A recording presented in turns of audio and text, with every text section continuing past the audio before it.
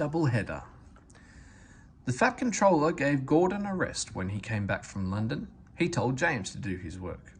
James got very conceited about it.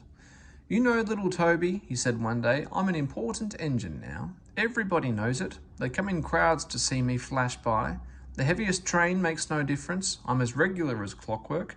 They all set their watches by me. Never late, always on time. That's me." "Says you," replied Toby cheekily. Toby was out on the main line. The Fat Controller had sent him to the works. His parts were worn. They clanked as he trundled along. He was enjoying his journey. He was a little engine, and his tanks didn't hold much water, so he often had to stop for a drink. He had small wheels too, and he couldn't go fast. "Never mind," he thought, "the signalmen all know me. They'll give me plenty of time." But a new signalman had come to one of the stations. Toby had wanted to take Henrietta, but the Fat Controller had said no. What would the passengers do without her? He wondered if Henrietta was lonely. Percy had promised to look after her, but Toby couldn't help worrying. "Percy doesn't understand her like I do," he said. He felt thirsty and tired. He had come a long way. He saw a distant signal. "Good," he thought, "now I can have a nice drink and rest in the siding till James has gone by." Toby's driver thought so too. They stopped by the water crane. His fireman jumped out and put the hose in his tank. Toby was enjoying his drink when the signalman came up. Toby had never seen him before. "No time for that," said the signalman. "We must clear the road for the express."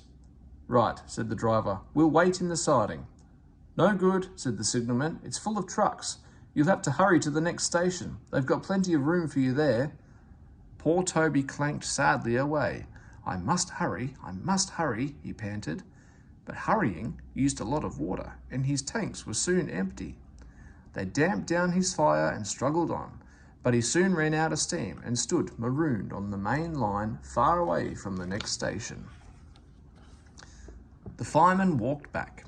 He put detonators on the line to warn James and his driver. Then he hurried along the sleepers. "I'll tell that signalman something," he said grimly.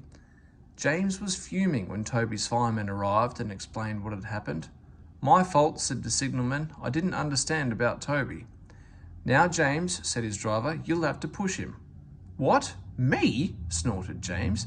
"Me push Toby and pull my train?" "Yes, you." "Shan't." The driver, the fireman, the passengers, and the guard all said he was a bad engine. All right, grumbled James. He came up behind Toby and gave him a bump. "Get on, you," he said crossly. James' driver made him push Toby all the way to the works. "Serves you right for being cross," he said.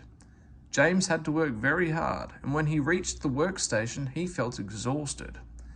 Some little boys ran along the platform. "Caw," said one.